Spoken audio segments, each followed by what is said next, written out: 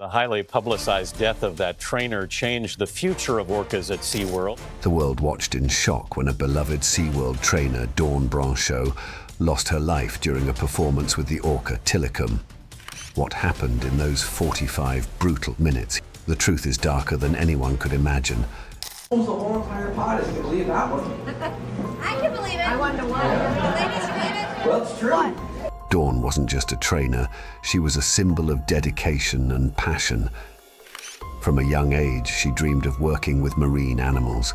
With over 15 years of experience, she was one of SeaWorld's most trusted and skilled trainers, known especially for her work with Tilikum. Their relationship was built on years of care, trust, and repetition. Brancheau treated the massive orca with gentleness and respect, offering him the rare human connection he so desperately craved in his isolated existence. Yeah, it's fine. However, none of her experience or compassion could prevent what happened on February 24, 2010. Tilikum pulled her in. Some witnesses claim it pulled her by the ponytail, while others recall it was by her arm. Either way, what followed was chaos and horror for the audiences. She was dragged underwater. Repeatedly, her arm was torn, her scalp was ripped, her jaw was broken, and the massive orca refused to let her go. At that point, he still had Dawn in his mouth. They had to use sticks and broom handles to pry his mouth open to retrieve her body. For 45 minutes, he held her lifeless body as rescuers watched helplessly. That was like hell had brought itself on that day. In the end, he basically just completely mutilated that poor girl. What made this moment so shattering wasn't just the violence. It was the betrayal of trust. The trust between woman and whale, between humans and nature. How could something so well rehearsed go so terribly wrong?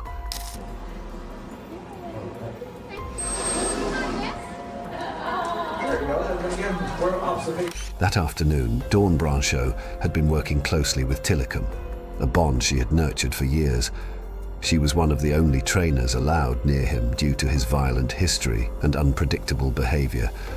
He was often kept separate from the others, an outcast among the matriarchal orcas. The females, according to SeaWorld's animal behaviorist, wanted him around only when they were in estrus. The rest of the time he was bullied or left alone.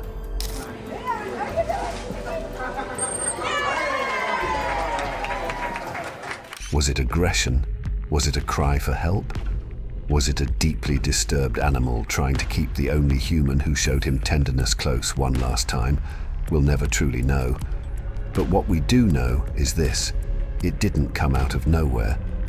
Tilikum was just 2 years old when he was stolen from the icy waters off Iceland in 1983, ripped from his mother's side from a tight-knit pod that likely still remembers the loss. Orcas are not just social creatures, they are intensely familial. In the wild, they never leave their mothers. They travel over 75 miles a day, communicating constantly, living in rich social and acoustic landscapes. But Tilikum's new life was one of concrete and chlorinated stillness. At Sealand of the Pacific in Canada, he was confined to a tiny tank with 2 aggressive females. Food was withheld when he failed to perform. He was attacked, shoved, dominated.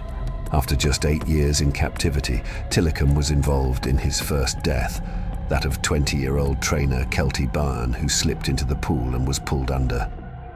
In 1999, a man snuck into SeaWorld overnight. His naked body was later found draped across Tilikum's back. And then, in 2010, Dawn. In each case, he kept hold of the bodies. People often ask, why did Tilikum kill?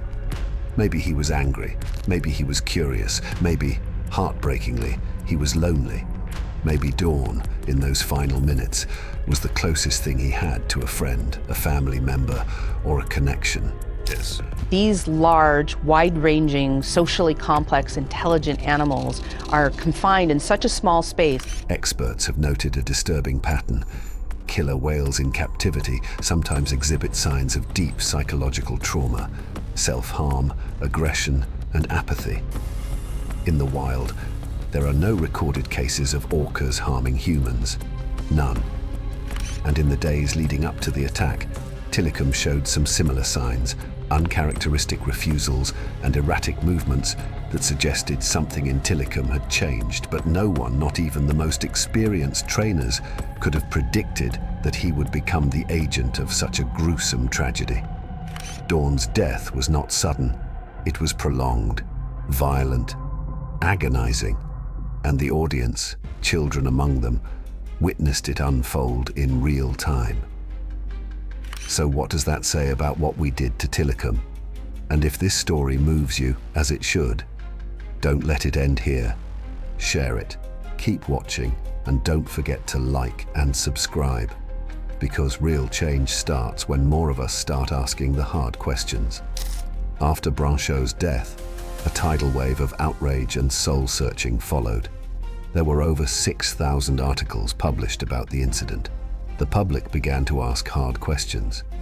Is it ethical to imprison such intelligent, emotionally complex animals for our entertainment? What does it do to them? What does it do to us? SeaWorld eventually announced the end of its orca breeding program, but only after years of pressure, protests, and plunging attendance, and only after generations of orcas had already been born into misery. They also blamed Dawn for this incident. On January 6, 2017, before dawn broke over SeaWorld Orlando, Tilikum, the most notorious captive orca in history, took his final breath. He was surrounded by the trainers and vets who had cared for him for decades, but no one could say for sure whether he died in peace or pain. What we do know is that he died in captivity, in the same sterile tank where he had spent most of his 35 years, isolated, controlled, and exploited. Tilikum was no ordinary whale. He was a 12,000-pound living symbol of a billion-dollar industry and its most damning secret. He was the central figure in the searing 2013 CNN documentary Blackfish, which opened millions of eyes to the emotional torment of orcas in captivity. Tilikum the orca has died after more than 2 decades at SeaWorld Orlando. Retirement to a sea pen, a protected coastal sanctuary, was suggested repeatedly. Tilikum could have felt the ocean currents again and heard the sounds of the wild, but SeaWorld resisted. To retire one whale would mean admitting that all of them deserved it. Tilikum wasn't just a whale, he was a product, a spectacle, a breeder, a profit center, and a prisoner. In the end, he stood as a tragic reflection of everything we got wrong about animals' empathy and exploitation. But Dawn's legacy now lives in the deep questions she leaves behind. How many warnings will we ignore before nature breaks free of our control again?